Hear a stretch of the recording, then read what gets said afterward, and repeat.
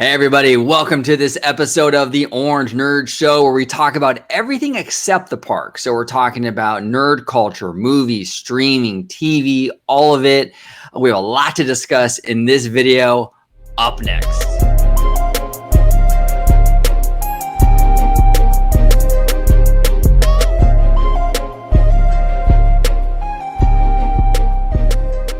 Welcome to the Orange Nerd Show, and in this video today, we're going to talk about a host of topics, including the Frank Oz's comments about Disney. We're going to talk a little bit about Shang-Chi, the Russo brothers. We're going to get into all of it. But before I do that, let's go ahead and discuss my panel and introduce my panel.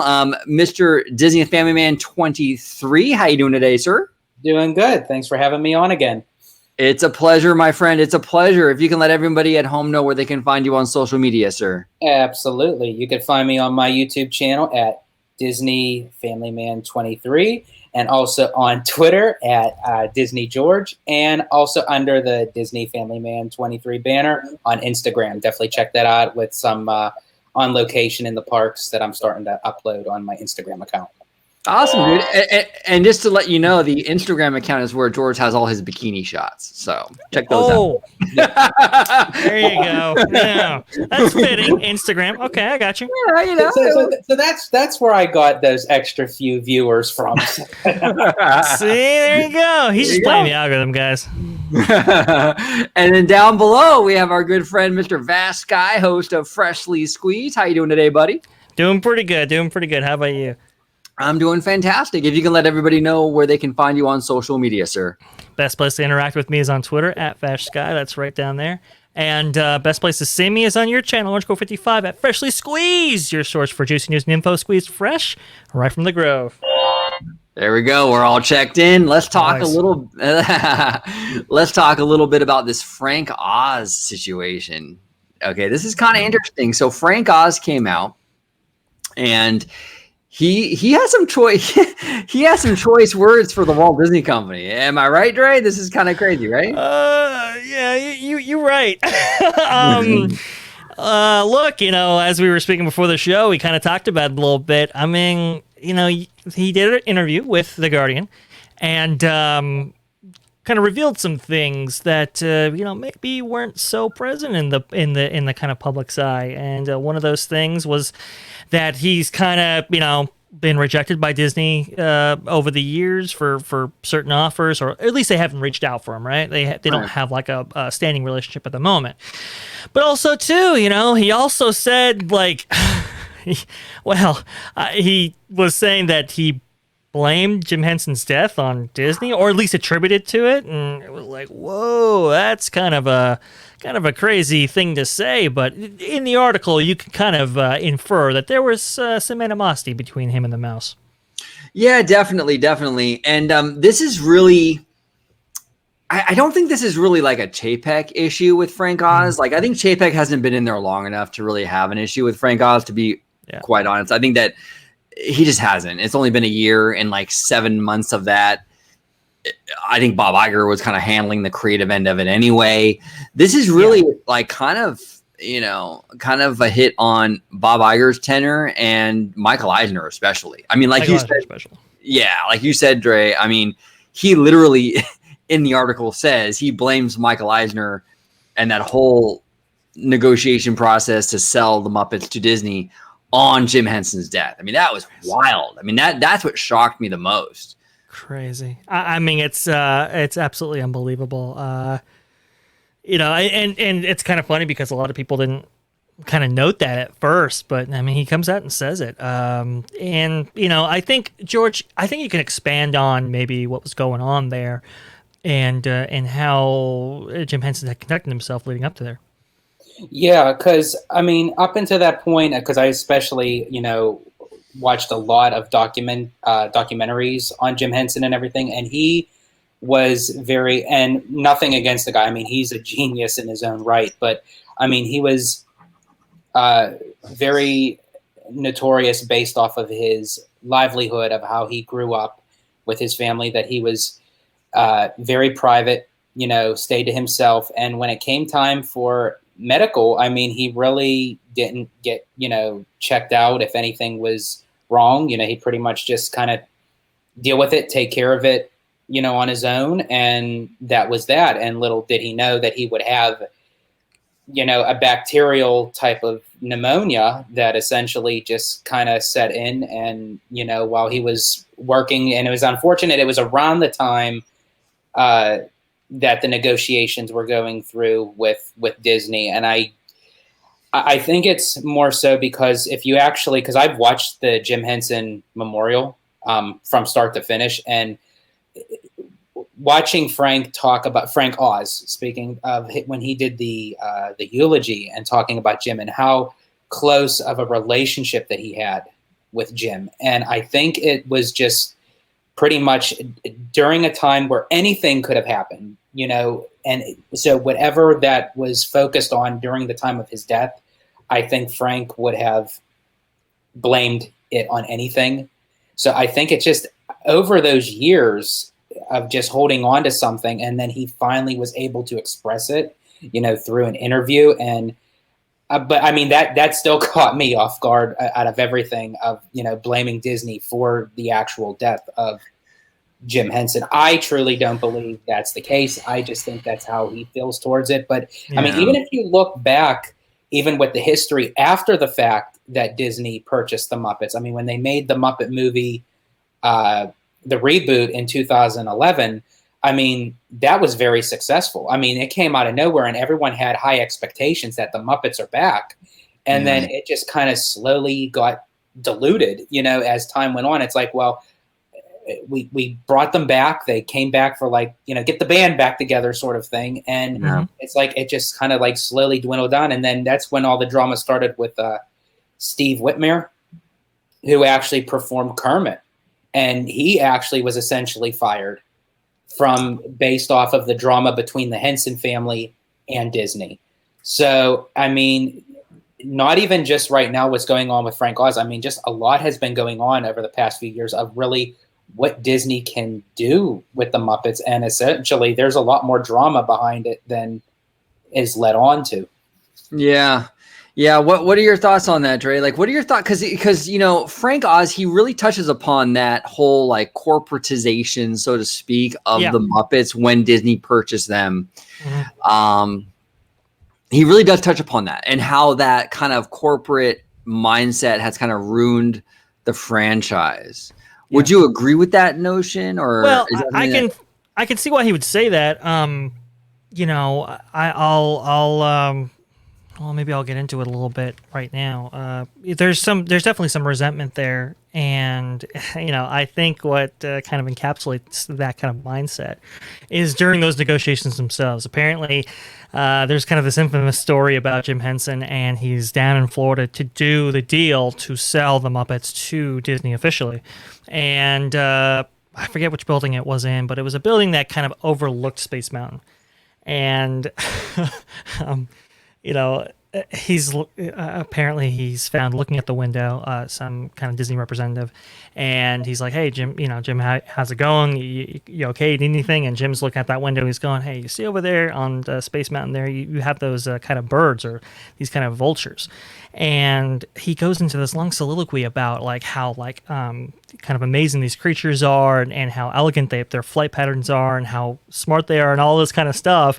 And then I think it was Jeffrey Katzenberg who kind of walked in the room and said, yeah, see those birds out there? Yeah, we've been trying to get rid of them any way we can. We got in trouble killing them a couple months back, and I still haven't gotten those bastards out of here.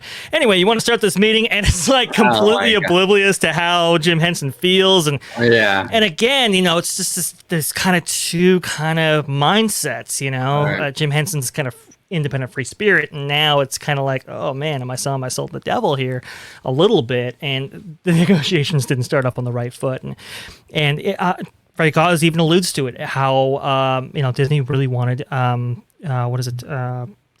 Sesame Street, and how he just was not willing to relent that at that point. Just didn't feel comfortable with Disney owning that property, but gave kind of Michael Eisner his word that he would come up with a suitable replacement for it. And of course, as soon as the ink's just dry on that deal, and he unfortunately passes away, and it's really sad and it's tragic. But this kind of stuff right here, especially with Frank Oz, and this kind of corporatist culture, and this kind of shock of being thrust into this world. This kind of it's endemic to these guys. This reminds me of a story that percolated a couple of years ago, but that was kind of overlooked with Ben Burtt. Ben Burtt, great sound designer. Pretty much any sound from Star Wars or even Indiana Jones, for that matter, that you remember that's iconic. He basically fathered that in some way. Lightsabers, R2-D2, Chewbacca, blasters, TIE fighters. He came up with and found sounds out in the real world and, put those, on recordings and on his ultimately celluloid that we remember. I have one such instance of that. Let me play here. Here we go.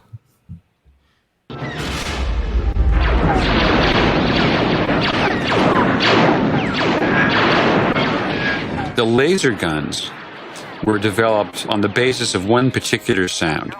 I was hiking in Pennsylvania on a vacation during the early stages of the production of Star Wars, and I was hiking over a mountaintop in the Pocono Mountains and went beneath a radio tower which had large guy wires coming down to anchor it.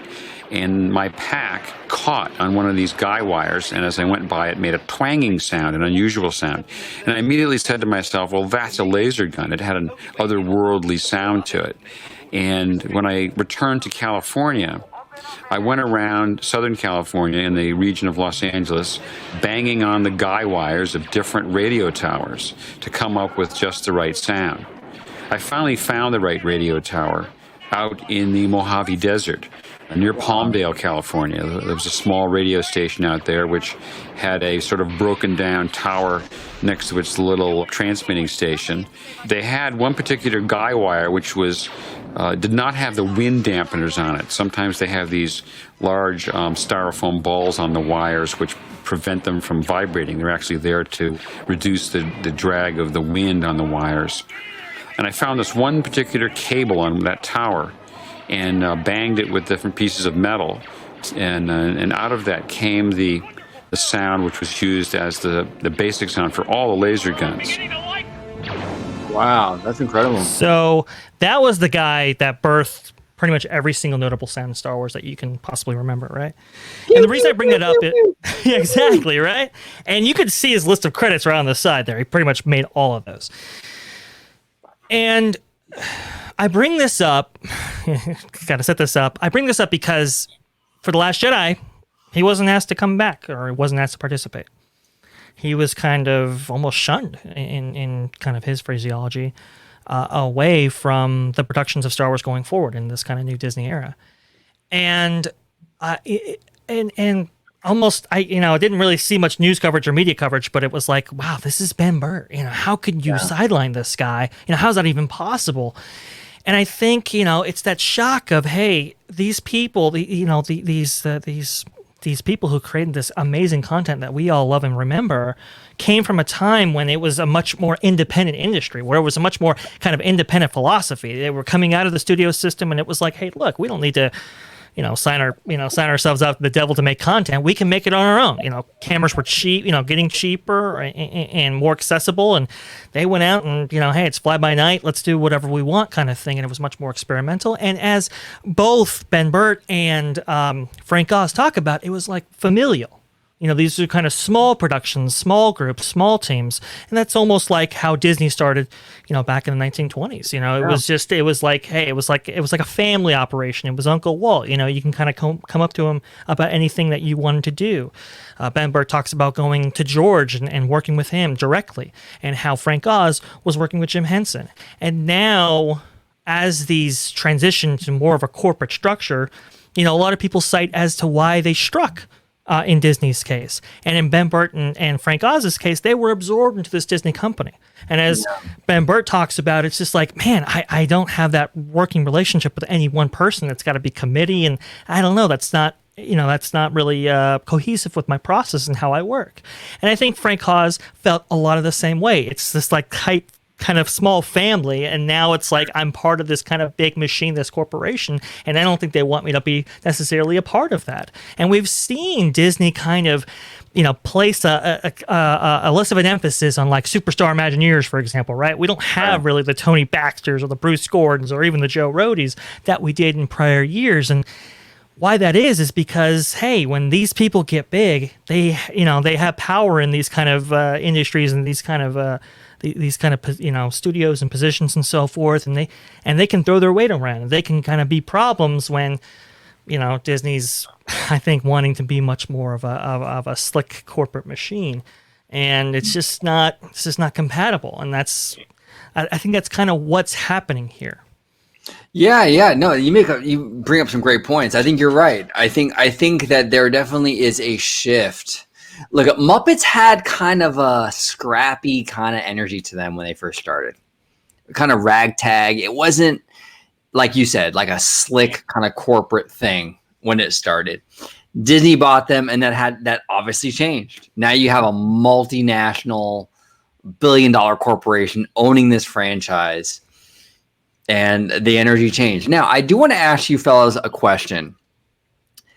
Really ever since Michael Eisner proceeded with purchasing the Muppets, Disney has had a really difficult time gaining any kind of traction with these characters.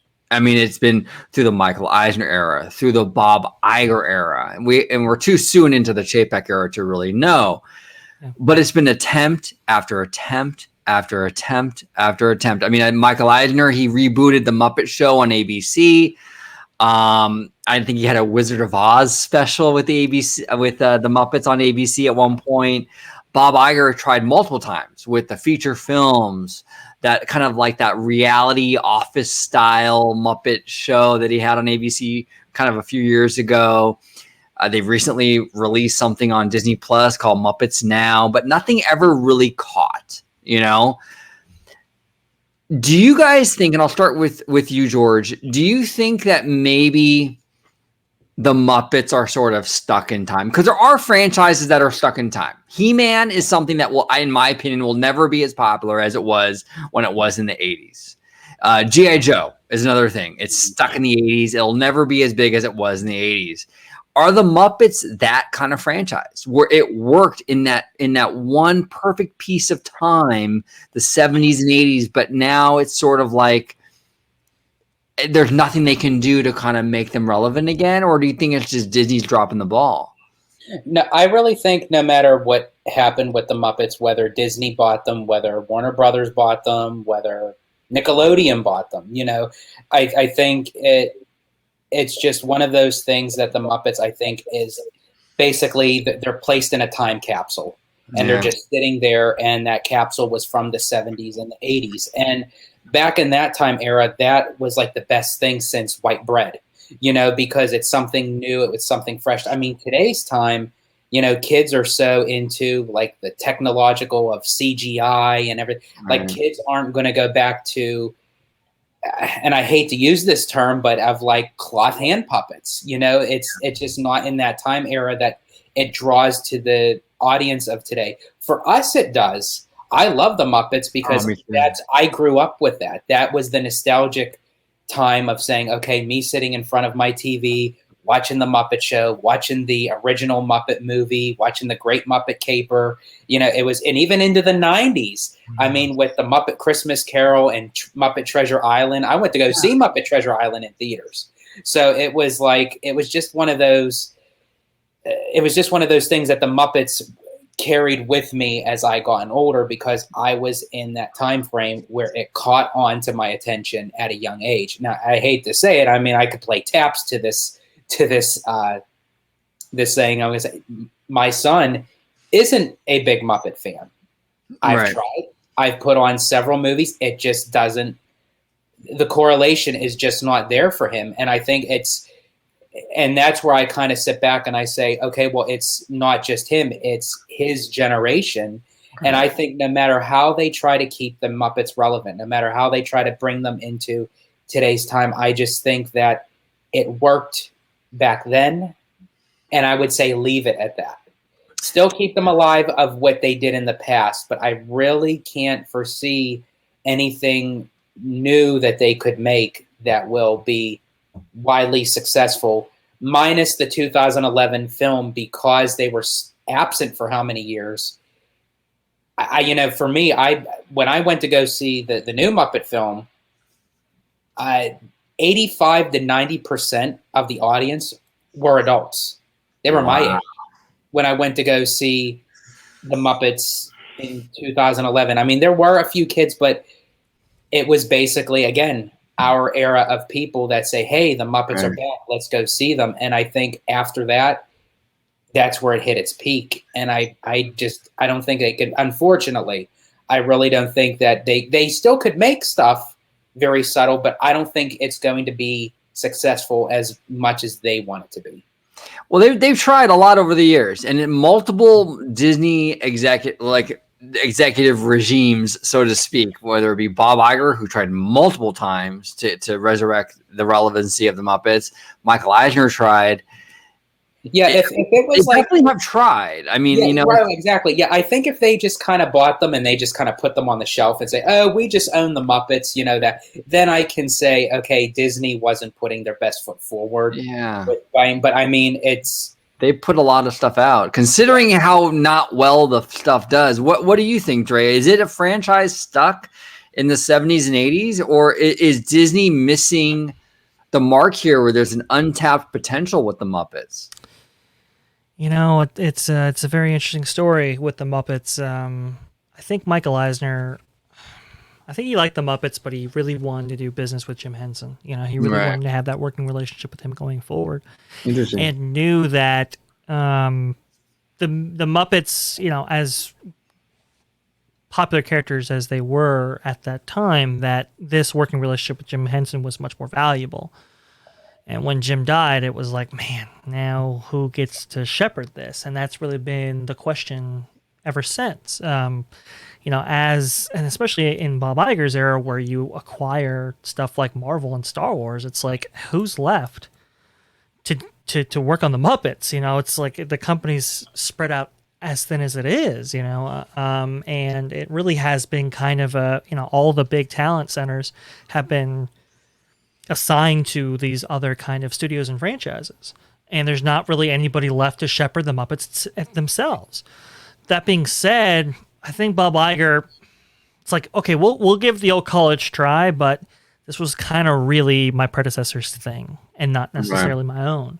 And so we'll try to get into work, but every single time they dip their toe into that pool, it's like they don't get the returns that everybody kind of internally says, oh man, this is great. This is good stuff. People are going to love this.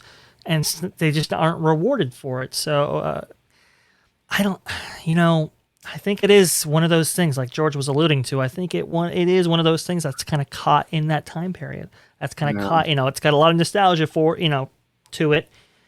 But as far as working in the modern era with the kind of audiences that really kind of have to take this on, maybe the 7 to 12 kind of demographic or kind of, it just doesn't hit in the same way that it did before. So I don't know, maybe it is stuck in time.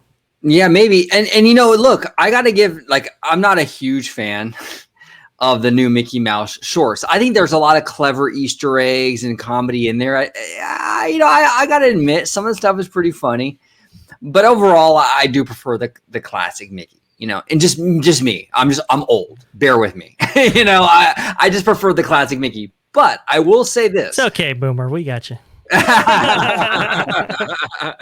But I will say this though. Credit where it's due. The people in charge of doing those Mickey Mouse shorts, the current shorts, they've done a fantastic job of taking Mickey Mouse, right, almost 100-year character, and making him very, very relevant to small children.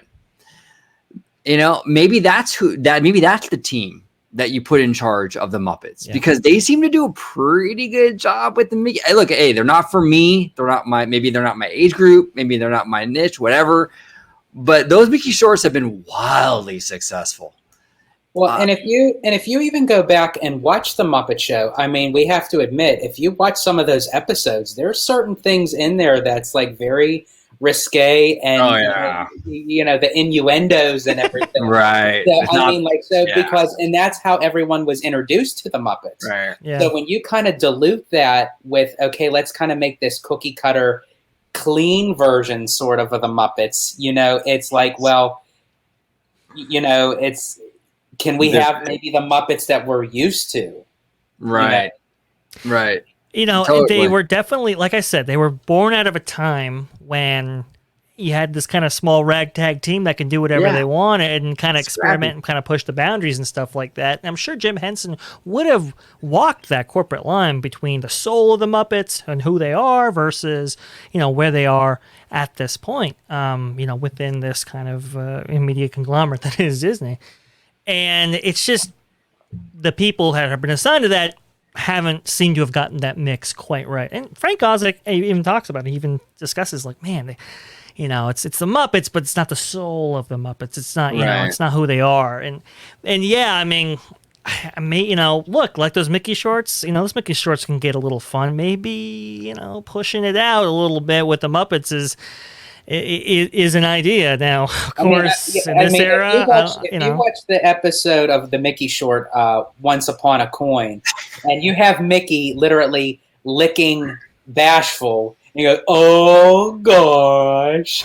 I mean, come on, like how more risque can you get with that? No, it's true. And that's why I bring up the Mickey Mouse shorts, because they do remind me very much kind of the old school Muppets, where they were family friendly. They were appropriate for children, but they had that element to them, that kind of edginess to them. And the Mickey Mouse shorts kind of feel the same way. Maybe we need Jeffrey Katzenberg back. Yeah, maybe whoever does these Mickey Mouse shorts, and I apologize, I'm not familiar with the creative team that does them, but they seem to hit that mark. And that might be a similar mark that the Muppets might want to hit. Maybe that's who you choose. So I don't know. And I actually agree with you, Orange Grove, that I'm not 100% on board with the new style of the Mickey Mouse shorts, but I have to say the writing for those shorts is genius. And maybe that's where the Muppets now lack. It's maybe not the creativity of the Muppets themselves, but maybe it's just the writing material of what they're using. And they need to kind of go back and re-brainstorm that.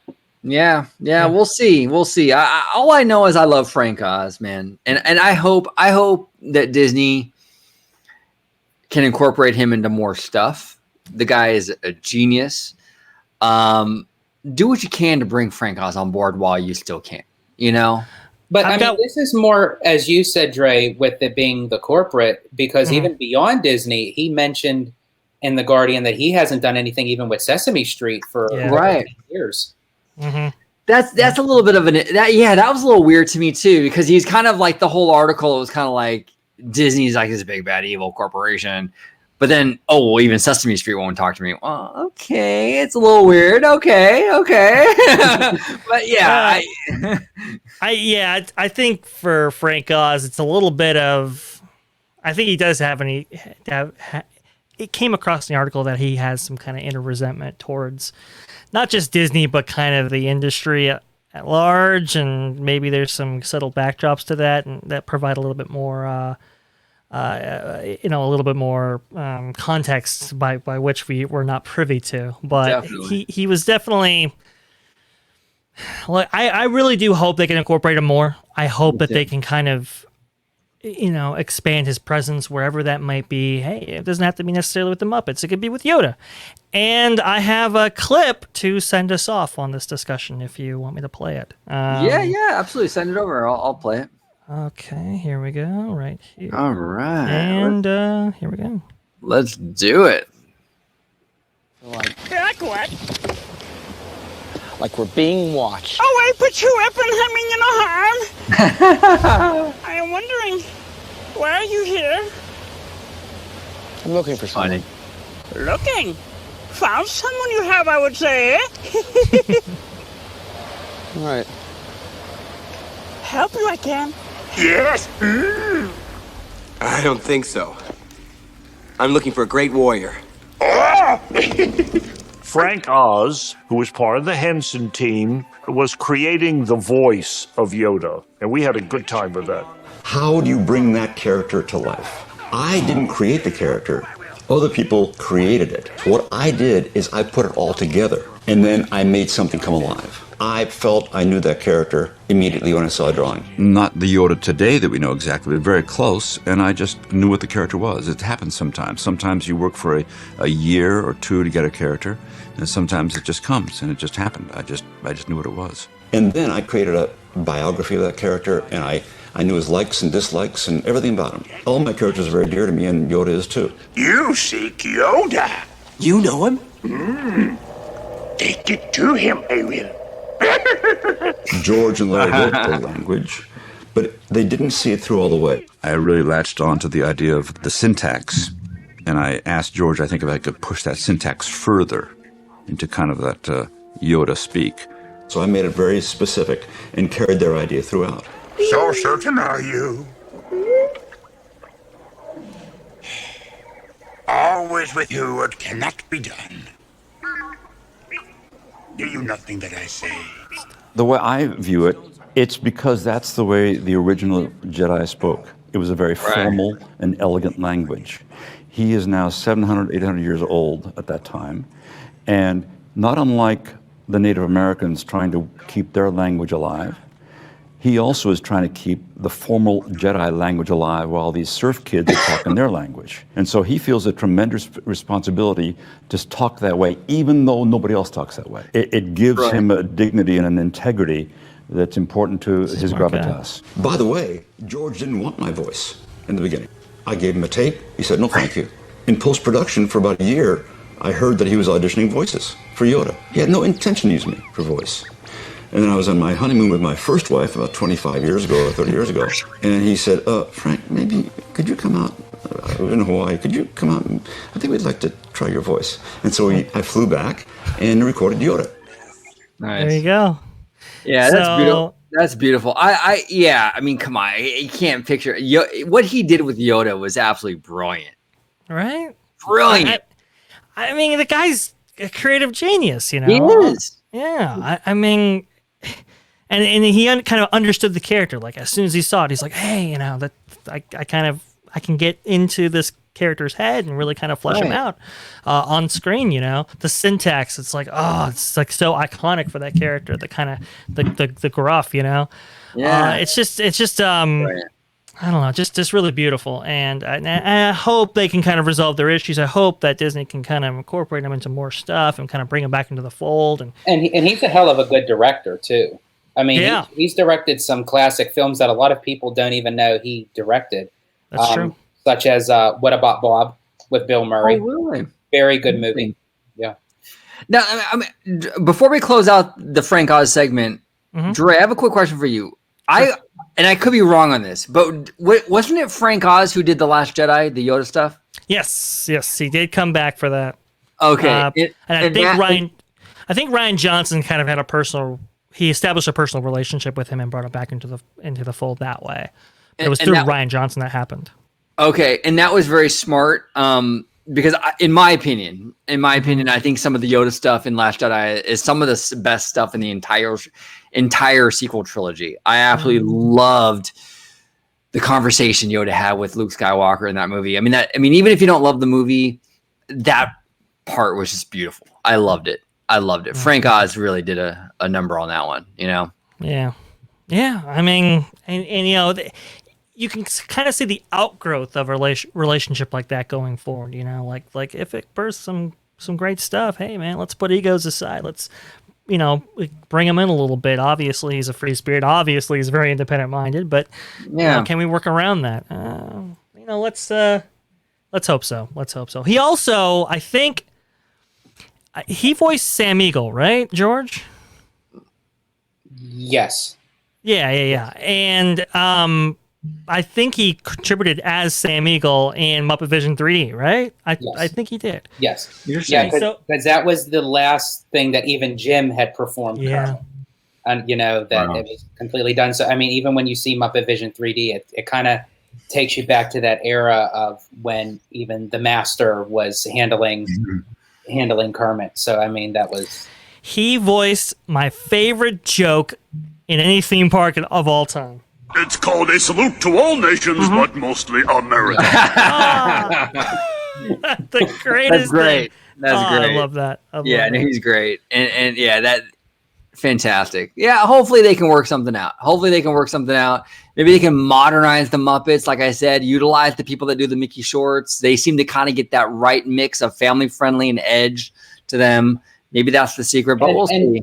And really quick, despite of how he was, bashing the company as far as, blaming Michael Eisner for the death of Jim and everything. But if you kind of look at his words of how he was also saying, I haven't been back to Sesame Street in 10 years.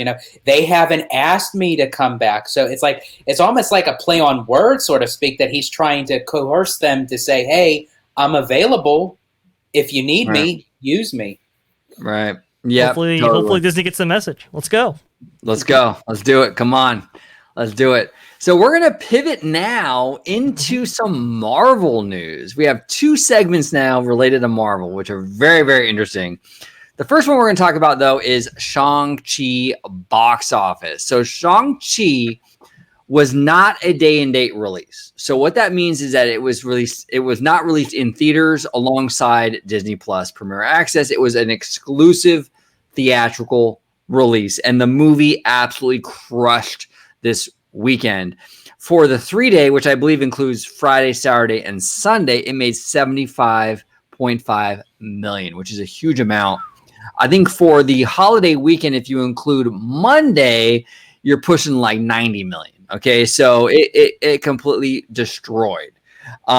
Dre, what are your thoughts on this? What does this mean? This obviously, look, Chapek said this movie is an experiment. It was an experiment in regards to the theatrical windows, experiment in regards to day-and-date release. The movie comes out and it completely crushes. Does this change the game completely? But before you answer that, Dre, hold on. I got some crow in the oven. I got to go get it out. I see. There you go. Get those oven mitts. Get those oven mitts. Yeah, well, I don't even know if I commented on the opening week. I may have pegged it down a little bit. Look, it superseded expectations. The grand experiment worked, didn't it? It was successful. I don't think you can really take anything away from that. The trades are kind of playing it up a little bit. It's a little bit too much. Like they'll say, "Oh, the greatest Labor Day weekend ever." Oh yeah, and it's like, compared to Tenet. Okay, well that's not a great comparison. Compared to Halloween. All right, well, adjusted for inflation, I'm not sure about that, but okay, it's all these things where it's like, all right, let's put this in perspective here, folks. But look, I mean, this is in the pandemic era, and it was extremely successful. It surpassed all expectations, like I said there, and I think now, obviously, maybe not be the fairest comparison in the world, but I mean, it's right up there with Black Widow. And while it is connected to the MCU, this is a far less established character. So I think it represents that there is a kind of a market in theaters. It's really going to come down to me 2 things. One is the legs. How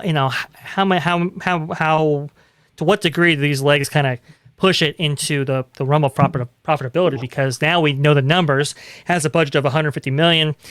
With marketing, maybe 225, maybe 250, it has to make, it's got to push like 3 times to kind of make a profit and stuff like that, or 2 times at least to make its money back. So it's, it's got an uphill climb there, but hey, look, the weekend was successful. The other thing too, I will say is, what is it?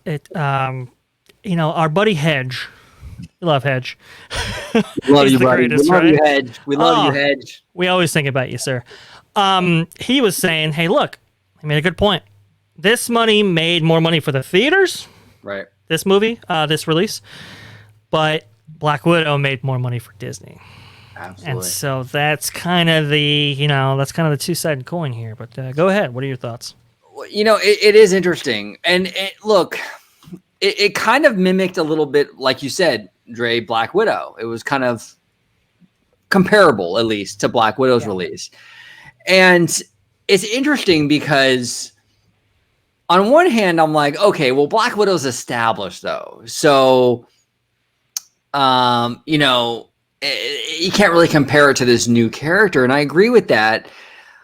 But I also kind of agree with the notion, the devil's advocate sort of approach, where, well, Black Widow, though, is kind of like 4 or 5 years too late for a lot of people. It's kind of going back in time when people kind of like are moved on already from the MCU, right? So it's kind of like, I almost feel like Shang-Chi kind of almost had an advantage over Black Widow in a lot of ways, because it was new MCU territory that we're kind of forging here, as opposed to retreading a character that really this, you know, should have been handled years ago. With all that said and done, that the exclusive theatrical release of Shang-Chi and the day and date with Black Widow, they were pretty comparable, you know, numbers wise. So I don't know. I'm kind of iffy, but like you said, Dre, it really does come down to that second weekend, because Black Widow fell off the cliff in a bad way. If Shang-Chi has legs, I think that'll say a lot about the theatrical model, because I think that's what's going to do it. I think it has to have a very small drop off next weekend and show the theatrical exclusive window has that longevity. You might get that big opening weekend with day and date, but it's going to drop off like crazy in second weekend. With theatrical, it won't. Well, it's 45 days. So it's really kind of a question of, hey, is this too short? You know, does that kind of cannibalize the film in that way? Do you have a lot of people saying, I'm just going to wait 45? It's just 45, so I'm just going to wait it. That's going to be a lot of question and answering going forward. Go ahead, George. Go ahead, George. I actually agree to basically everything, because it's basically a back and forth notion that they're opening up a brand new film that was being talked about, you know, at the expo and everything. And, you know, with this brand new Marvel character, we're finally getting something other than just the original, you know, Avengers, you know, a brand new story, you know, and to open a film on a holiday weekend, yes, that's great. That's perfect. But you can't necessarily say we're out of the woods yet with that notion, because you're only going by a holiday weekend. Me personally, it's, as you guys said, it's next weekend that's really going to show. Yeah. Right. And then by the third week, if it holds up, then you can basically say, okay, the tester was complete. And comparing it to Black Widow, I live close to my home theater, and when Black Widow came out, it was kind of a ghost town over there, to be honest with you. For Shang-Chi, yesterday, I couldn't believe it. The movie theater actually had a pulse again. After almost 2 years, it actually had a pulse, and everybody was going to see that movie. I mean, I seriously thought they were all going to see Paw Patrol. I mean, I just took my chances that it was, you know, Shang-Chi, but they had 6 theaters going off with that movie. Every 30 minutes, the movie would start. So there was like synchronized time that if the movie started at 6:10, the next showing was starting at 6:40. Wow. So go ahead. No, you're fine. What was your question? Oh, did we get a final runtime for that? It was, I had it. Hold on. It was 2 hours and 20 minutes. Wow. Yeah, so I know they were really nervous about that, because there were discussions going back and forth that it's like, damn it, you know, we really want this under 2 hours, because it really determines how many times, especially within peak windows for exhibitors, how many times you can run a movie and how many screens you have to dedicate to it. And I know that was kind of a point of contention going back and forth with Disney and the exhibitors, like, this is too long, you know, that kind of thing. So it really is even astounding on that level, that with its length and how many theaters you have to dedicate to get the capacity that you need to even generate these numbers, that they are as big as they are. So that is good. It like I said, it's really going to come down to, I mean, we're not out of the woods yet, guys. It's, you know, a film like this, usually pre-pandemic, this should have been like $150 million opening weekend, not necessarily numbers that were posted right now. So we're not out of the woods yet. And at the same token, it's like, this was really built to kind of appeal to the Chinese market, and China said no on this film, and it will not play there. And that kind of hurts it. It hurts it as well. So it's really going to be fascinating how this all plays out. I mean, this is just the kind of opening crescendo. But I have to say, from seeing the film, I will say it doesn't disappoint. It really doesn't. It has a very versatile type of storyline. Mm-hmm. And I have to say, I enjoyed it more than the live action Mulan. A lot of people are saying that this is a great movie. I mean, John Campea, who I'm a big fan of. I don't always agree with Campea, but I do love his insight and I respect his opinion. And he's been raving about this movie for like 2 full weeks. Everyone, Robert Burnett, who's another big voice who I respect, said this movie is fantastic. A lot of people are saying this is one of the best MCU origin films. Wow. It's definitely a breath of fresh air after Endgame of really trying to figure out, like Marvel saying, okay, well, what are we going to do now? It definitely paves the way of the next generation of what's to come out of Marvel. And you'll actually get to see that at the very end of this film. So definitely stay after the credits. Do you have a score or rating you can tell us about how you felt about it? I was talking about it with my family last night after the film, and I gave it honestly a solid 9. I really did. Wow. It was very good. It had that heart to it that that you can always get with Marvel, like that deep inner core with these characters that you can find something to relate to. The backstory of Shang-Chi, of who he was, who he became. And of course, I have to give it to my girl Awkwafina. I mean, she brought this, I don't know, like if without her, she kind of brought that extra little oomph to the film as far as like comedic timing goes, because like some of these scenes became so intense that it's like, wow, okay. And then she just kind of brought it back down to earth, like with some of her one-liners and, her comedic sarcasm. Hey, Ochi, how do you think about Awkwafina? I was just going to say that. I have to ask you, George, because I haven't seen the movie yet. Yeah. But honestly, I didn't like her voice acting in the Raya the Last Dragon. She played the dragon. Mm-hmm. I think she took away a lot from the film. Unfortunately, because I actually, outside of that, I really liked Raya. I didn't like the dragon, though. I found him to be kind of obnoxious and kind of a little bit distracting. Is she better in this? She is, for me, anyways. Okay. She's much better than doing the voice of the dragon, because I agree with you.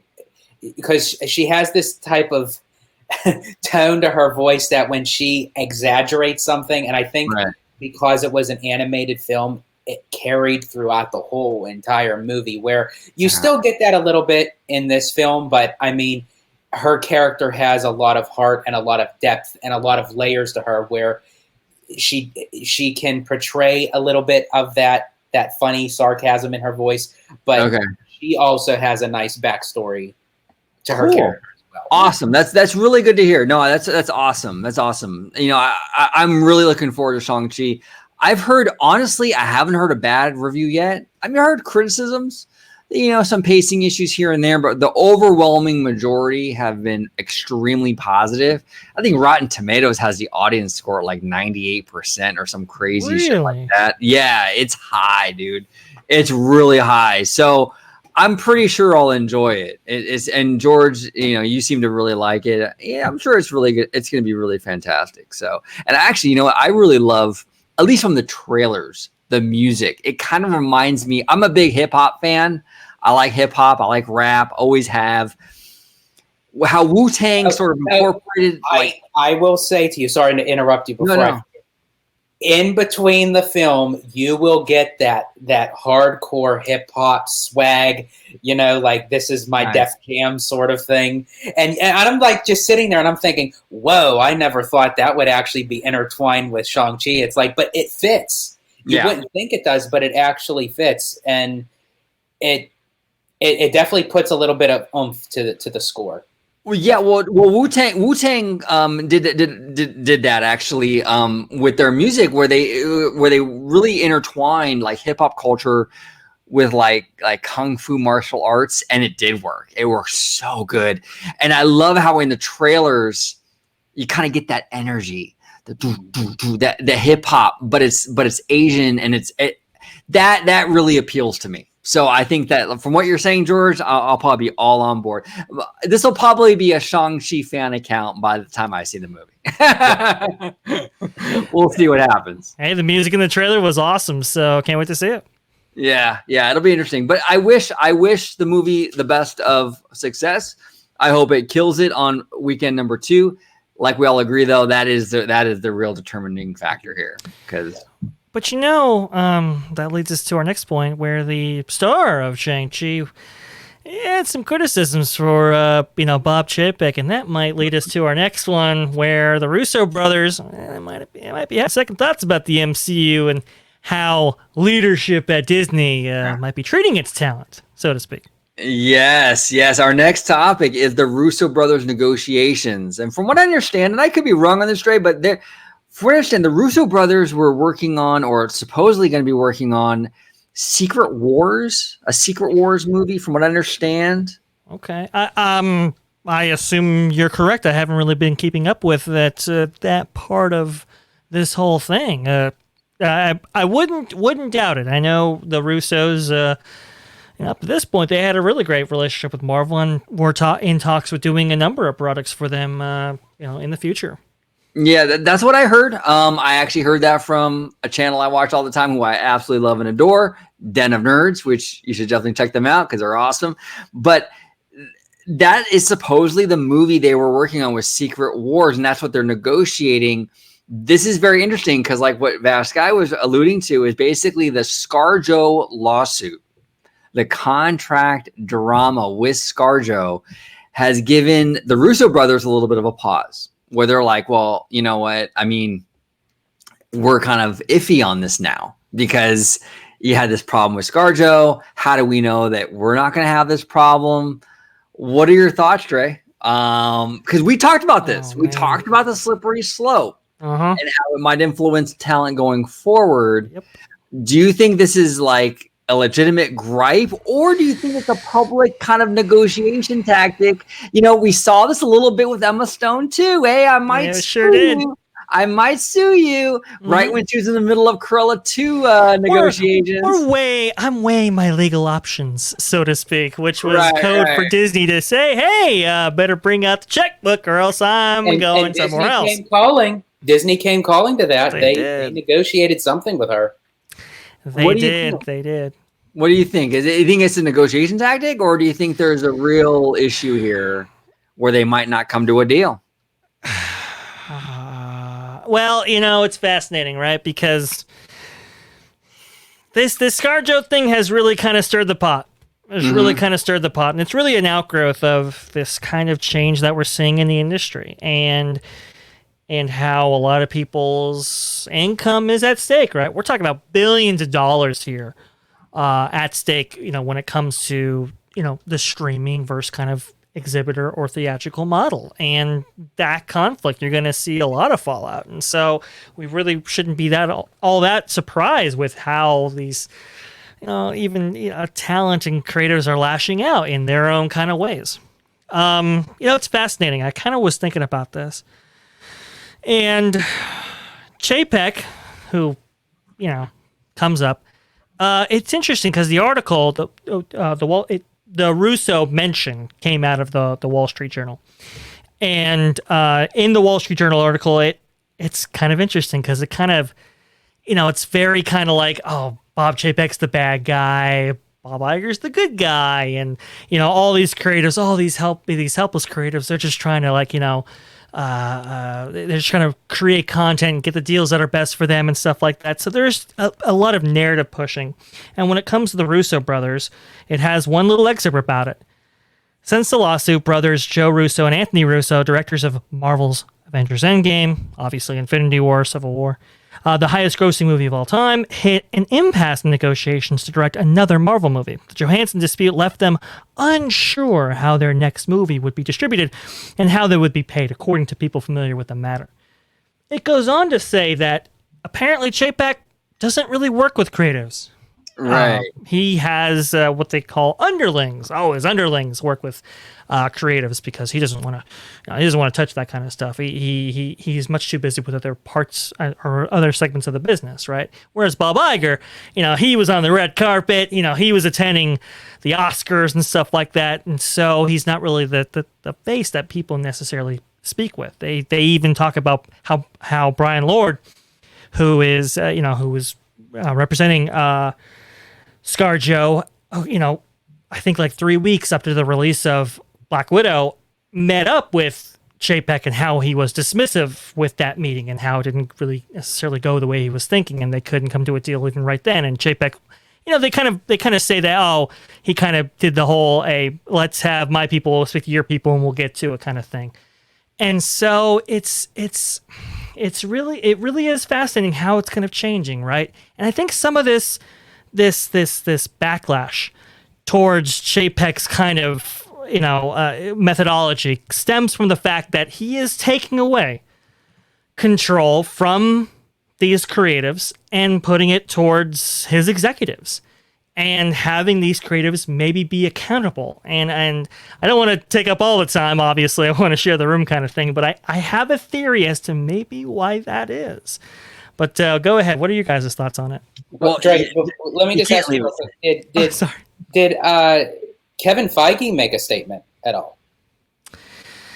Kevin Feige, they reached out to him and he did not return for comment. Look, the thing with Kevin Feige is he wanted Black Widow out in theaters. He did not want it to be on Disney Plus. The Wall Street Journal actually alludes to the fact that, hey, why are we taking one of our few heroines that we have in the Marvel Cinematic Universe right now and relegating her to kind of the streaming platform? She should really be a major star and a major presence in the theatrical space to kind of separate her from the streaming space, because she is that big and she can hold in a movie like that. This is what he's saying, right? And, we've talked about how Shang-Chi was one of those, hey, I know you want Black Widow out there. Maybe I should have put it out there or whatever. Let me make it right with Shang-Chi. And apparently, at least from the initial weekend box office numbers, that went fairly well. We'll see how well that goes in the long term. But I have a theory about all this. Go ahead. About Chapek's mindset, about Chapek's kind of philosophy regarding all this. Think about it. It just came to me. He's a consumer products guy, and it's like, that's as simple as it is. And when you're in the consumer products realm and you're trying to market toys, figurines, action figures, whatever you can sell, right, off of what these creatives make, well, you're really kind of beholden to their decisions. You're beholden to what they put out, what characters they produce, all this kind of stuff. And you really don't have a say in the matter and what gets, put out there. And a lot of these creatives, they don't look at, consumer preferences and all that kind of stuff. They just create what they create. And from the consumer product standpoint, they have to bear the brunt of bad decision making. Like, we're going to bring it up, Solo. Look at, think about it. Think about how much product Chapek was left with from a movie release like Solo, right? And how it's like, wow, we're left with all this product. We can't sell it. We have to discount it and do whatever. And these creatives are just left to do whatever they want. They have no repercussions or consequences for that action, right? There's no accountability. There's no checks and balances in a system like that. And so when Chapek takes the reins, what does he want to do? Hey, wait a minute, creators. Look, you guys produce some good content, but have you ever thought about what your audience might be looking for?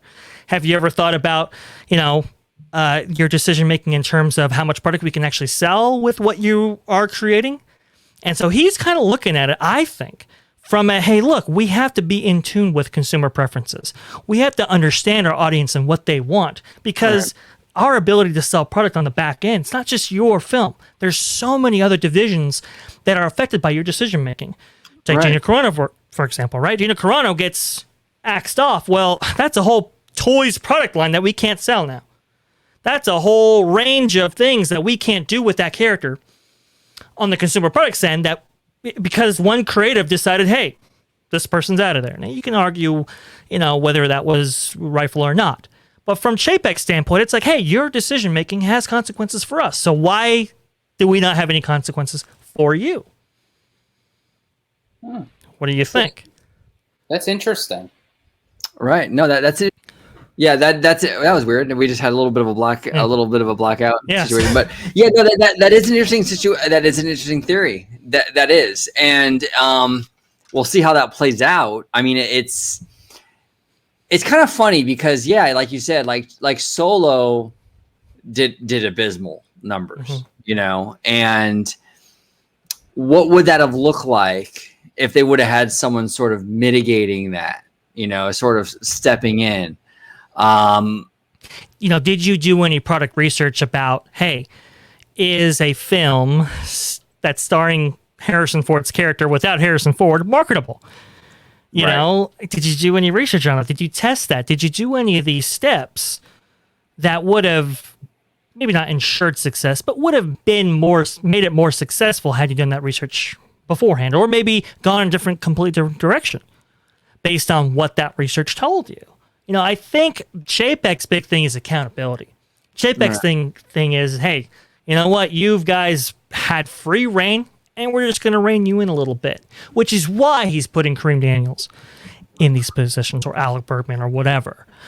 He's putting them there so that, hey, you got to go through a couple of steps before a big decision, like the various, kind of the on-the-whim decisions that we've seen from some of these creatives over the years, gets made. Yeah, and really that I see a lot of people like on social media and stuff saying like, oh, Chape, with Shang-Chi doing so good in the theaters, that's a real blow to Bob Chapek. I disagree. I think the whole verbiage of Chapek at that quarterly earnings meeting saying that Shang-Chi was an experiment, if you take that at face value, the whole verbiage of experiment implies open-mindedness in a lot of ways. And I'm not apologizing for Chapek, but it just does. When you do an experiment, you're trying to figure out where the data takes you. Yeah. So I don't think Chapek has this predetermined hate for theaters. And he's like, oh, fuck them, I think he really wants to find out where the consumer is, and how this movie performs is where they're going to go forward. And I think that's kind of where he's at. And you kind of touched upon that a little bit with this, where it's like, instead of just making these decisions, like, we'll just make a Han Solo movie with no Harrison Ford. Yeah. Let's take a little bit of time to figure out where the consumer is at to move forward. Chapek, whether you love him or hate him, he seems very consumer focused. He wants to meet, like I think he even said it, where he wants to meet the consumer where they're at, where they are. Mm-hmm. I think that's really where he's at. I think he just Chapek is pro making money. So if he can figure out where the audience wants to spend their money, he'll go there. He doesn't hate the theaters. If that's where he's going to make all his money, he'll put everything in the theaters. Mm-hmm. Exactly. He doesn't care. He doesn't care.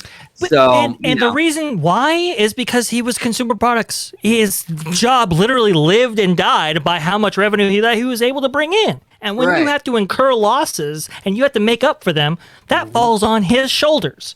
And it's like, well, wait a minute, nobody else shares this burden?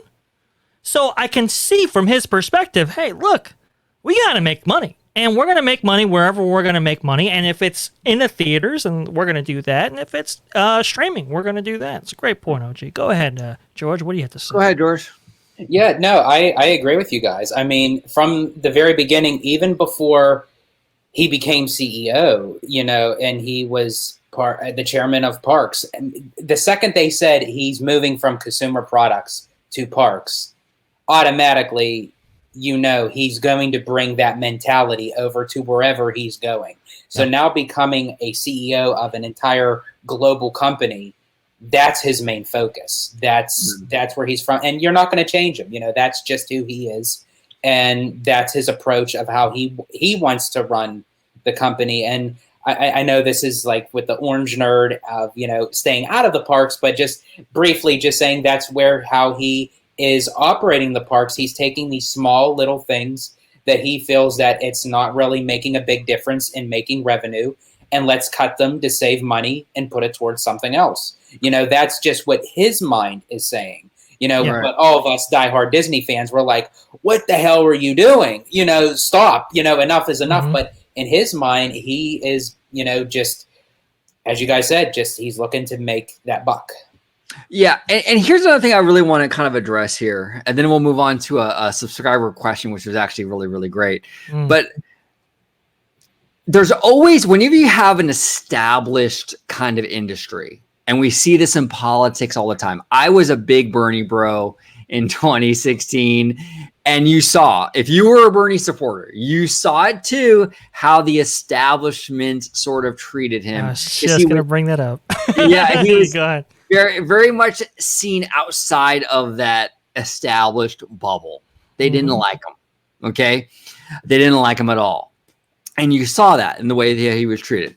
Absolutely. Chapek is kind of the same way. He doesn't come from a studio background per se. He's a consumer products guy. He dabbled in video release distribution stuff, but for the most part, he's a consumer products and he's a theme park guy. A lot of Hollywood resents that. They do. And so you see a lot of hit pieces on Chapek because he's largely seen as an outsider. On top of his lack of experience in the studio sector, he's not a smoother. He's not the charismatic, I'm at every single premiere red carpet kind of guy like Bob Iger was. Because he's not one of them. He's not one of them. He's not one. He doesn't come from that world. Yeah. He doesn't come from that world. So there's been an ongoing effort to make him look bad every step of the way. Now, look, I don't love every decision he makes. I think he should get rid of the Kareem Daniels position. I think it's created a lot of drama, unnecessary drama with Pixar and other studios. But I do think he's demonized on a level that's far beyond what he deserves.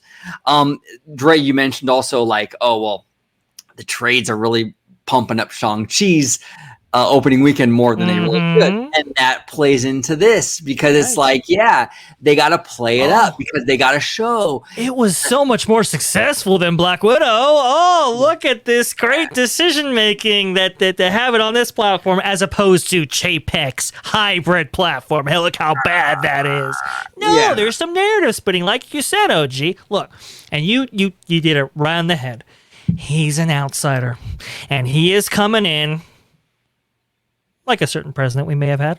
He's coming in saying, hey, look, establishment, I don't care. I don't care how he did things. I don't care, what we're living in a new time and a new age. And the article even references it. Is this what an old media company would do or what a new media company would do? That apparently is a question that Chapek has had with people running the studio many, many times.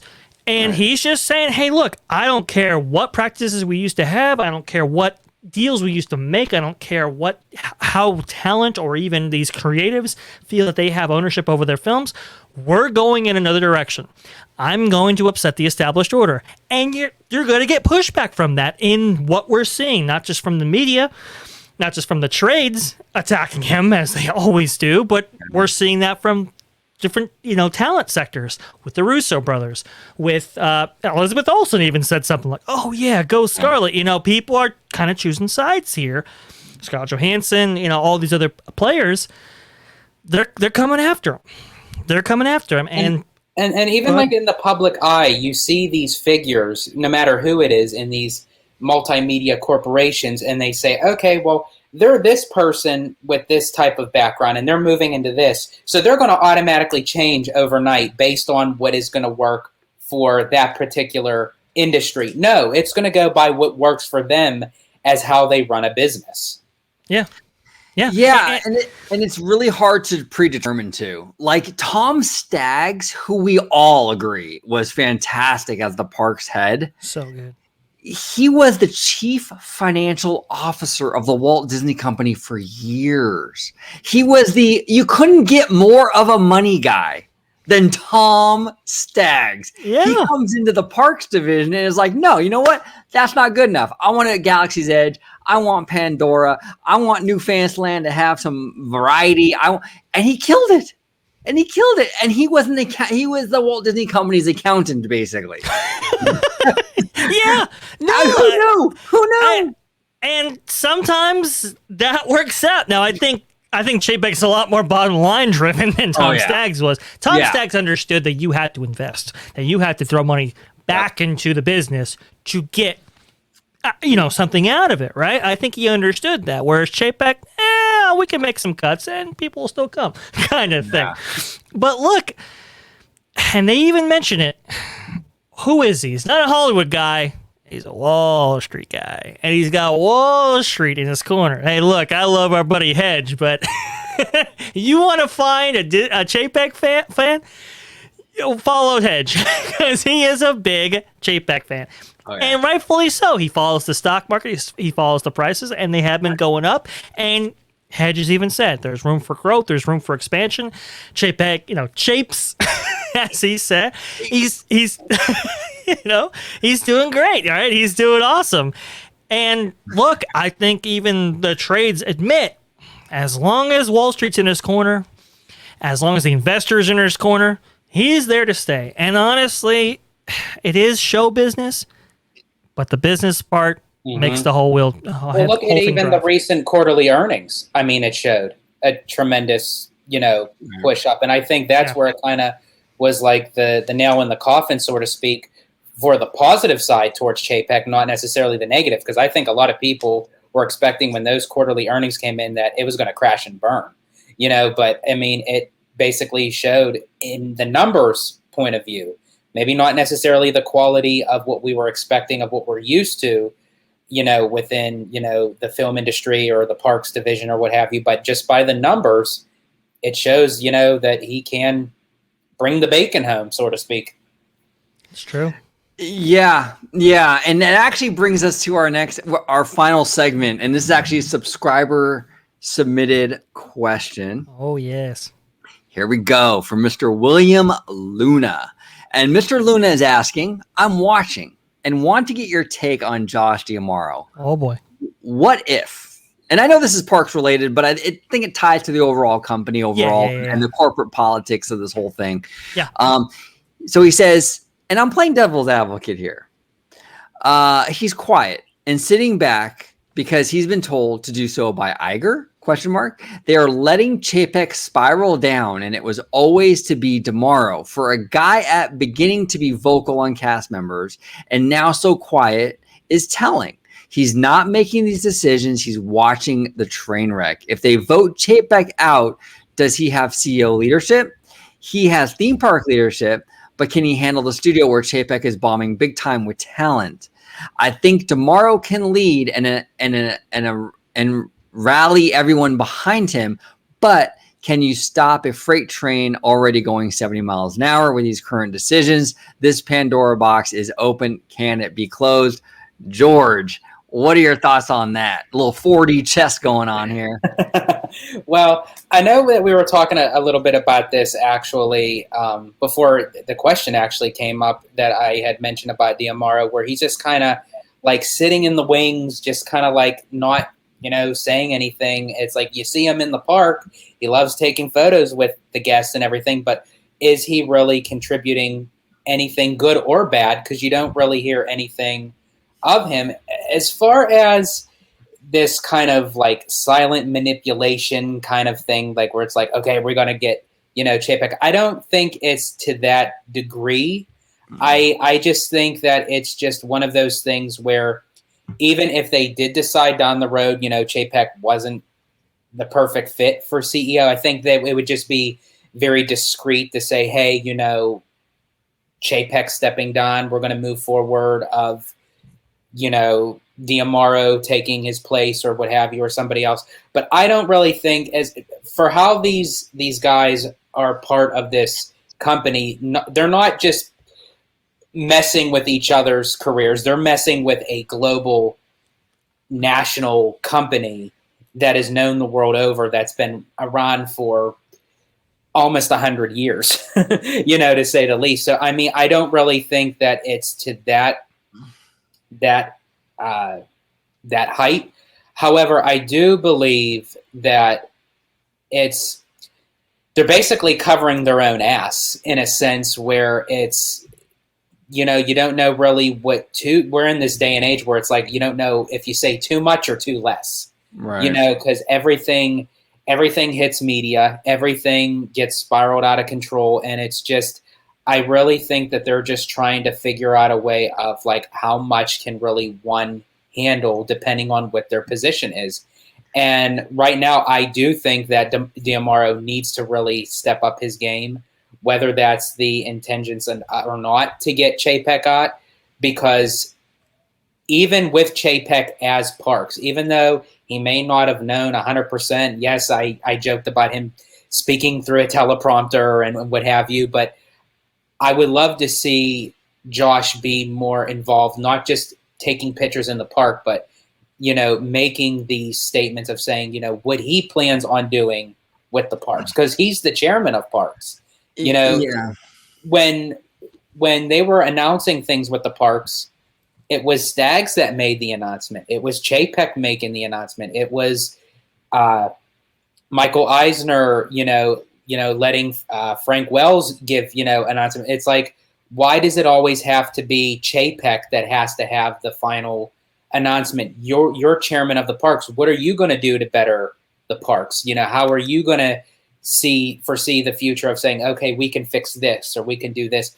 I'm not getting that vibe from Josh right now. And I hope, in some time, because I think this is why William even came up with this question in the first place, because Josh really isn't putting himself in that spotlight, so to speak. So it does beg the question, is there manipulation? But I don't think it's to that extent.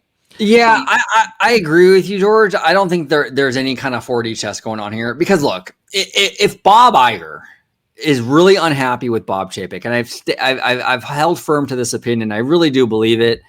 Like, I feel like if Bob Iger really was unhappy with Bob Chapek and he really wanted Josh D'Amaro, well, Bob Iger is the executive chairman. I mean, he walks on water in regards to the board of directors at Disney. Mm-hmm. They can call a vote Chapek out, and install D'Amaro. Mm-hmm. I mean, all this 4D chess doesn't even need to happen. He has the power to vote him out, so that it doesn't make any sense. But what do you think, Dre? And sorry, Dre, before you go, one last thing I just have to say really quick is, sure, not as a manipulation, but as just a strategy tactic. I think Iger placed Chapek during the time when the company was going to be in its most vulnerable, because of just when everything was shutting down and everything was closing. Lo and behold, Iger stepping down and Chapek's moving up, because of what we were talking about with Chapek being the consumer product and knowing Wall Street and knowing how to bring forth revenue. I really think, in a sense of, the economic times of what the country went through and is still going through, and it will even continue in the future, I think you really need a numbers guy to kind of hold their heads above water while going through this process. So I think in that manner, that's where Chapek a little bit is above D'Amaro as far as for a CEO, until everything kind of comes back together for the company. Absolutely. What are your thoughts, Vash?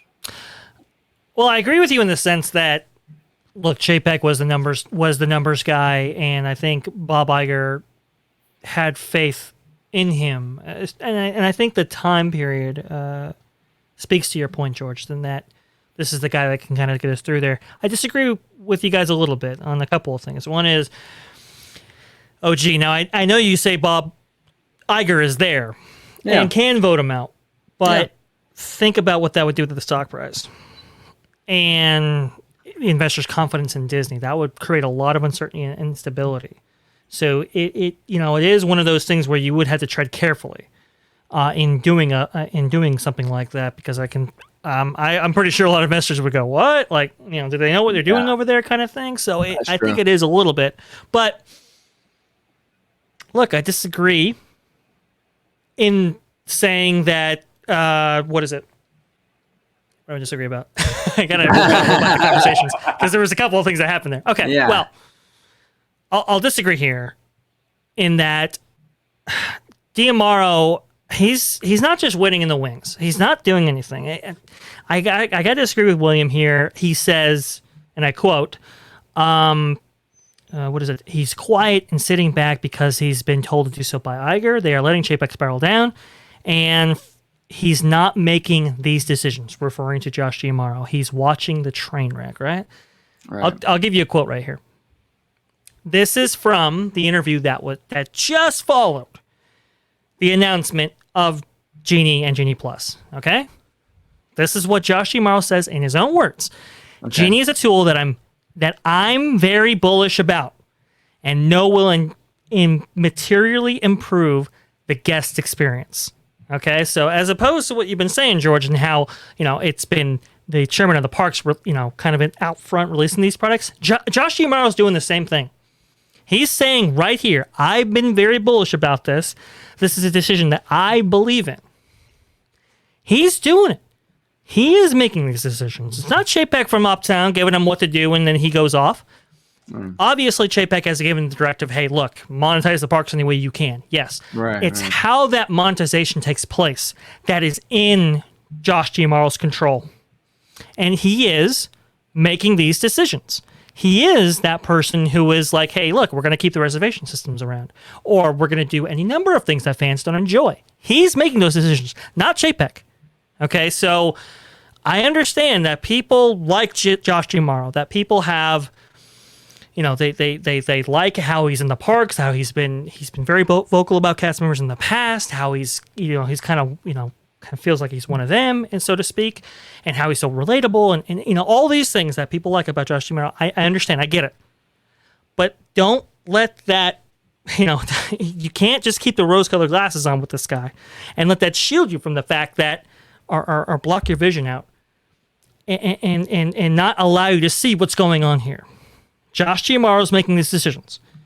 Josh D'Amaro is the guy that's running the parks right now. And while he hasn't been the face of it in kind of like, like a D23 kind of sense where he's kind of leading the parks panel, he really hasn't gotten that opportunity to do that quite yet. And I think that will happen with Destination D and some of the other events coming up. But understand, folks, he's the guy. Yeah. And if you have a problem with how these things are being run, he's there. So do you think that with his decision, and that's what's making the burn come on to Chapek? Because everyone kind of has like that sensibility of saying, you know what, we love Josh, but we're not too keen about Bob, so who are we going to put the blame on? Yeah. So even if it is coming from Josh, everything is now focused on Chapek. Yeah, I think a lot of. So do you think that was? Do you think that's purposely done, or do you think that's just the fan community just being the beast that they are? I think it's a combination of the fan community and the trades kind of playing into that. Yeah. Right. Kind of directing it towards Chapek's the bad guy. That's the guy that you should go out with, and fans kind of fomenting that themselves, but also playing into that. It's kind of this this cycle that reinforces itself, right? But look, Josh D'Amaro, I think he's ambitious. And part of that ambition is getting to where you want to be. And part of getting to where you want to be is making the boss happy. Right. And getting in his good graces. Right.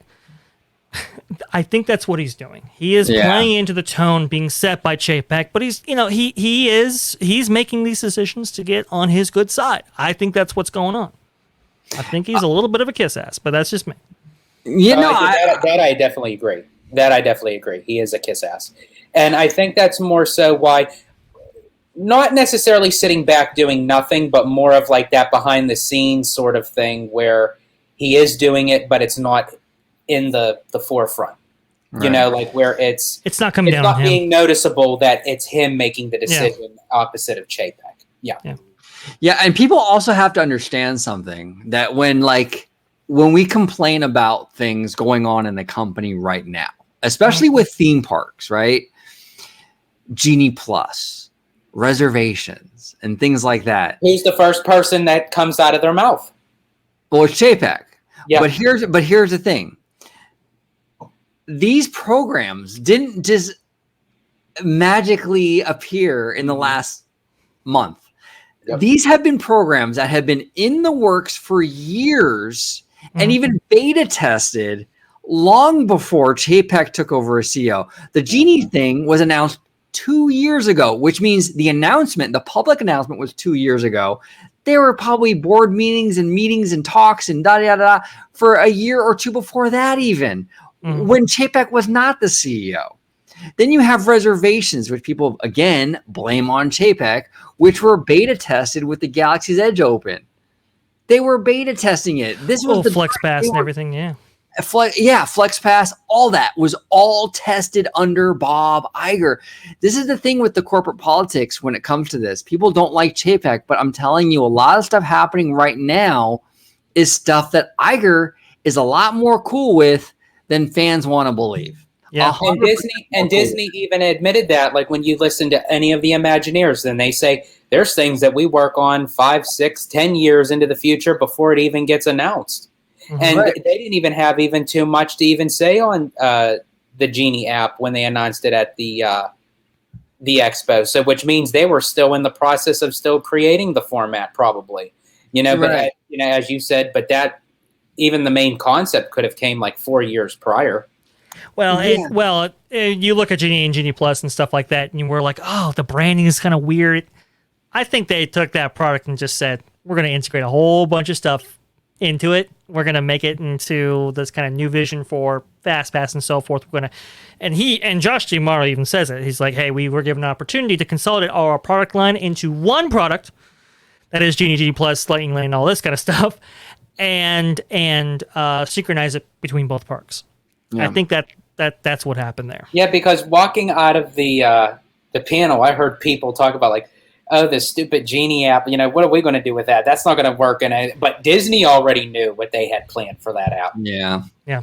Yeah. And to the overall thing of like, Iger kind of grooming D'Amaro to be the CEO and this like kind of coup to replace Chapek. That's where I think it's over exaggerated. Yeah, I just don't see that happening. I kind of, for a little while there, I kind of thought something was going on with the ScarJo thing. That kind of thing has sort of tapered off. The stock price is like sitting at like 180 right now. It would take a lot, I think, to get him out of there at this point. I mean, unless something dramatically happens. Well, I still think if something happens with Marvel, I agree. That's gonna be with Kevin Feige. Absolutely. Yeah. Look, I do think Chapek was put into the role. And it was kind of, trial by fire kind of thing where, hey, if this goes belly up, we just point to that guy, kind of thing. And I do think it was kind of a way to shield Iger from what was eventually coming. But look, Chapek, he performed extremely well. He did what he did with consumer products, did what he did with the parks, and applied it to the entire company. And the company made its way through. And he has earned his keep with investors and some of the power players when it comes to Disney, right?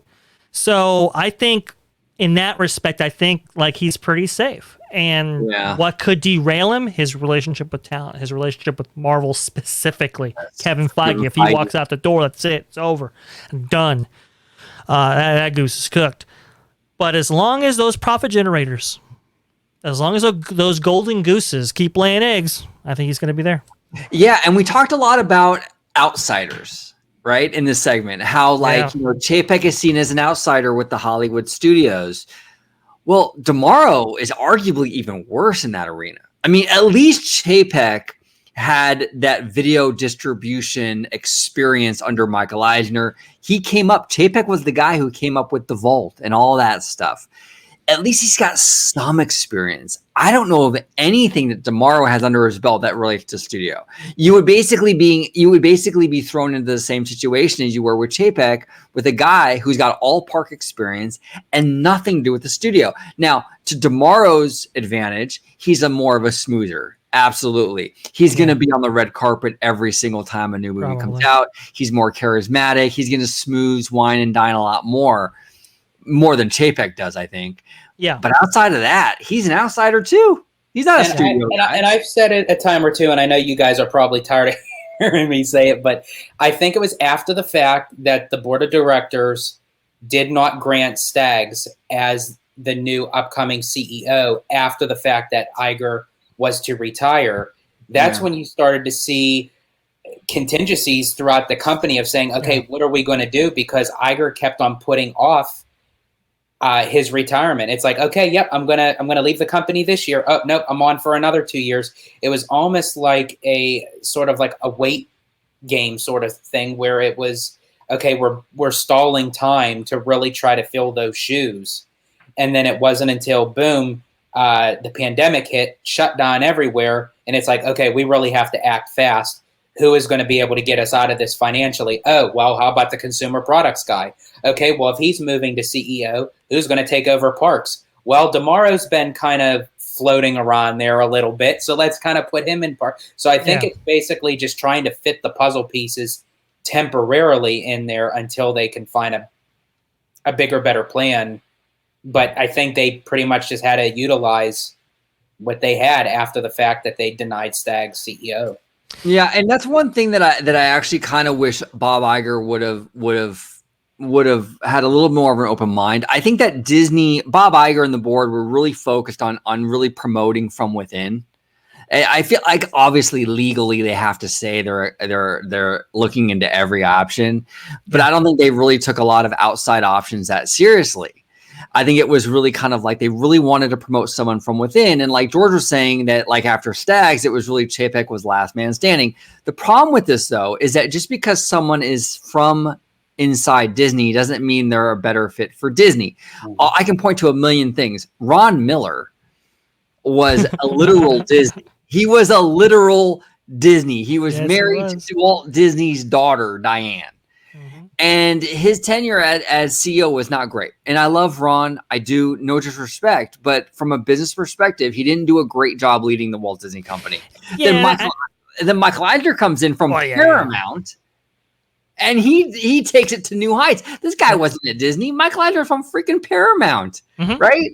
Yeah. You just don't know. And that's why I wish Bob Iger would have said, hey, we just acquired Fox. Let's look at the roster of people we have that we're acquiring and maybe consider them. And I don't think they really did. I really don't. They really should consider going a little bit outside of the Disney bubble, so to speak, when it comes to that. Right? I think, you know why?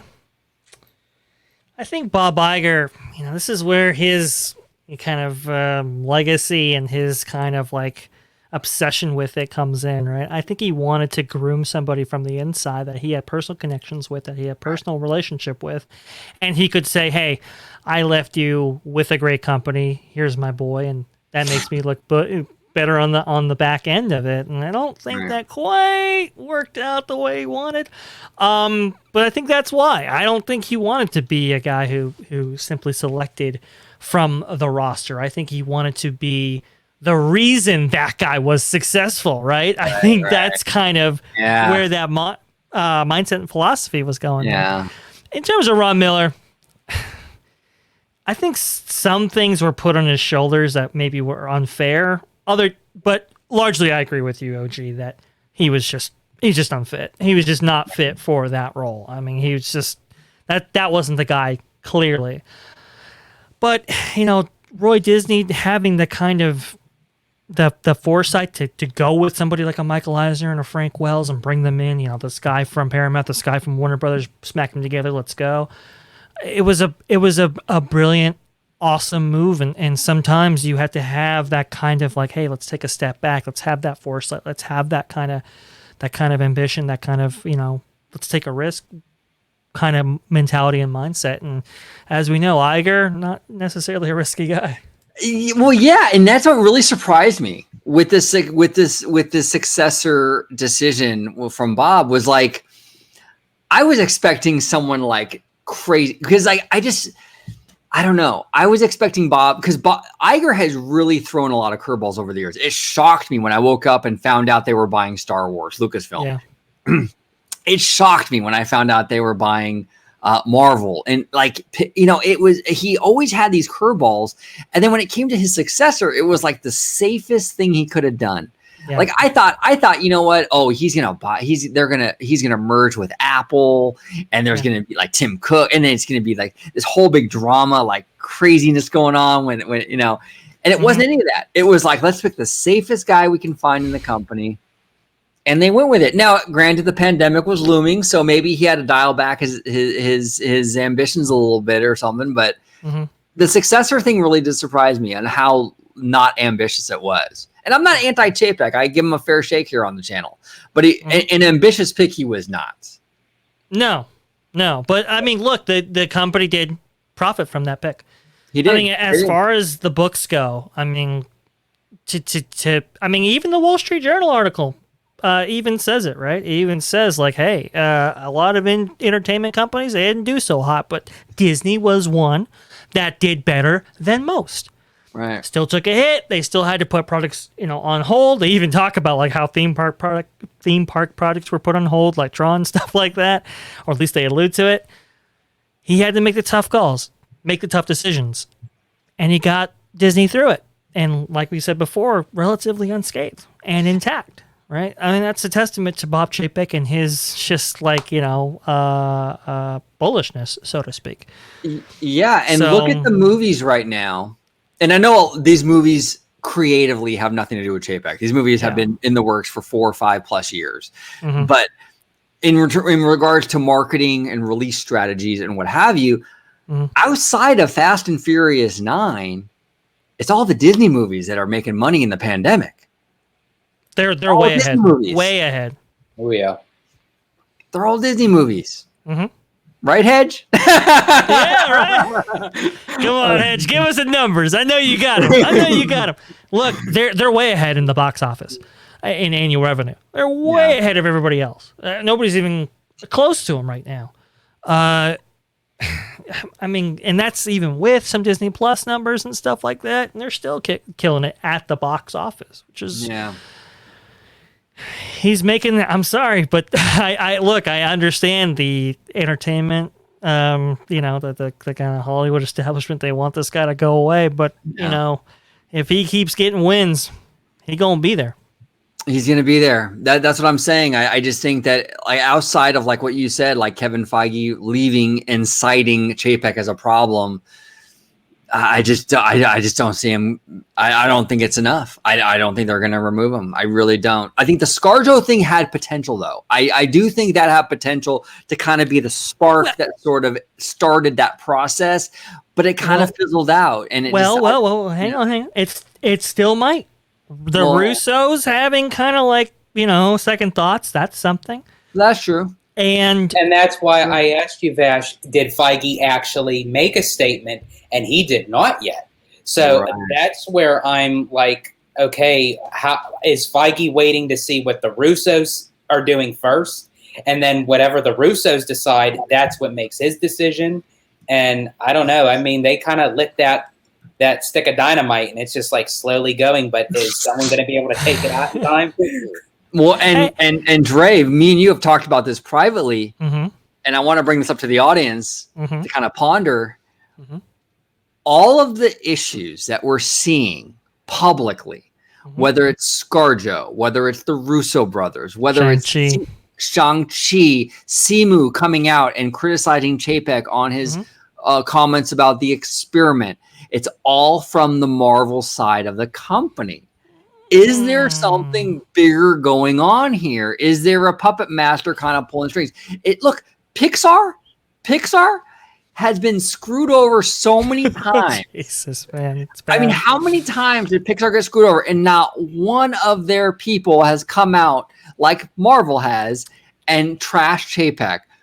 But you've had multiple talent now. Russo brother directors. Elizabeth Olsen, all coming out of the woodwork, and they're all from the Marvel side. Why? Now this might be kind of going off a little bit of the topic a little bit, but do you think that would be different as far as Pixar side if Lasseter was still there? I don't know. I mean, I really don't know. That is interesting because Pete Docter. That's a what if, isn't it? That's a what if. They should do a what if show on that. What if Lasseter was still there? What if Lasseter was still there? Yeah, I don't know. Lasseter was a big advocate for his brand. He was. He pushed hard. And he was very protective of it. Protective of it. And when there were moves that they wanted to make with Pixar, wasn't getting past him.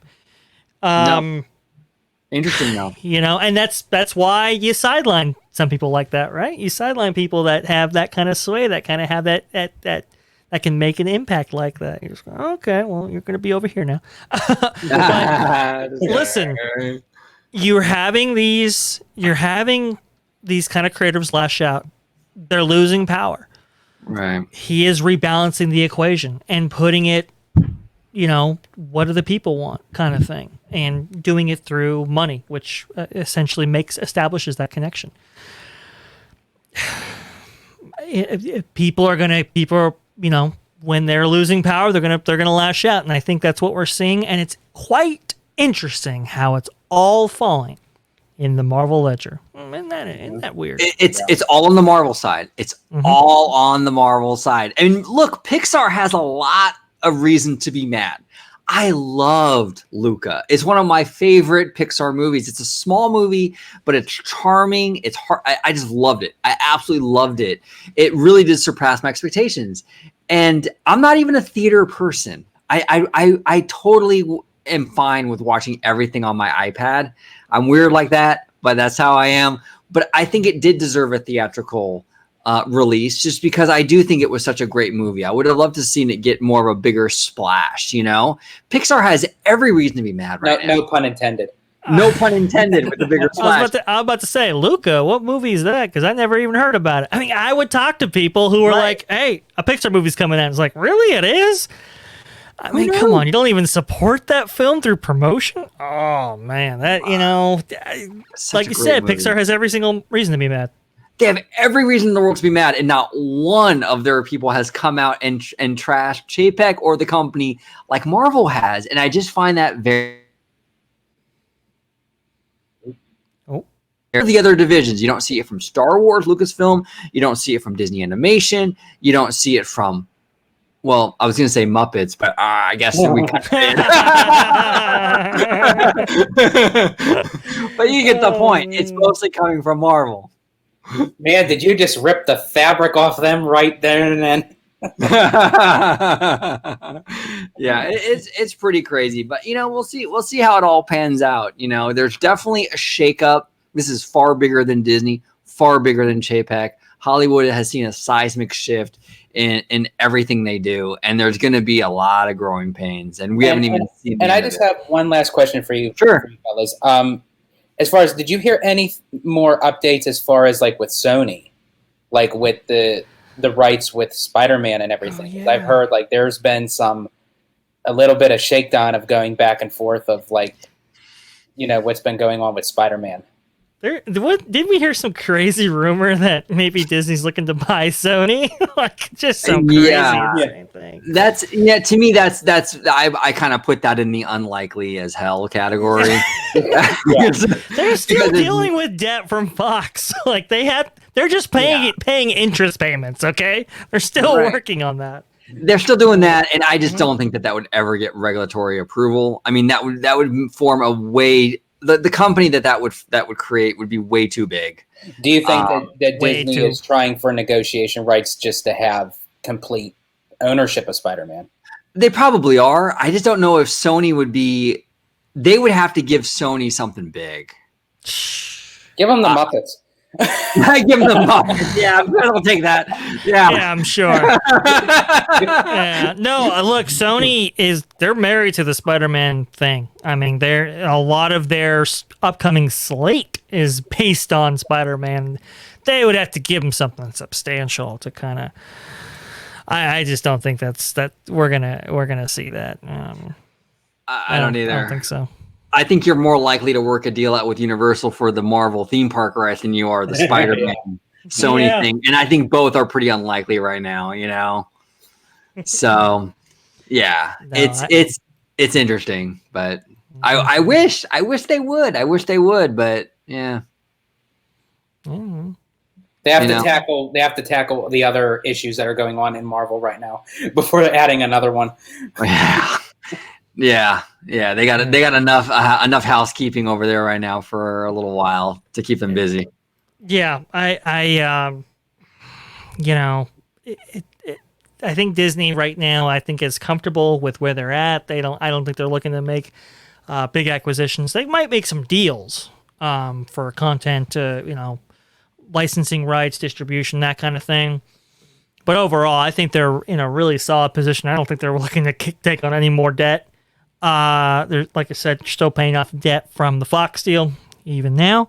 And even then, the company's still back not up to 100%. So I think they want to kind of shore that up, and then maybe they'll start talking, but way too soon. Yeah, way too soon. Well, thank you, fellas, for coming on to the Orange Nerd today. I do appreciate it. I'm going to go ahead and go down the row, and we're going to close this out. Mr. Disney Family Man 23, if you can let everybody at home know where they can find you on social media, sir. Absolutely. You can find me on my YouTube channel at Disney Family Man 23, also on my Instagram under the Disney Family Man 23 banner, and also on Twitter at Disney George. Perfect. Thank you, sir. And down below, Mr. Freshly Squeezed. Where can they find you on social media, sir? Well, where you can find me is at VashSky on Twitter. That's the best place to interact with me. I've been able to interact with some of you guys that are fans of the channel. You guys are awesome, always asking great questions, interacting. Please comment below on everything that we've been talking about here. And to see me, I'm on your channel, OrangeGirl55.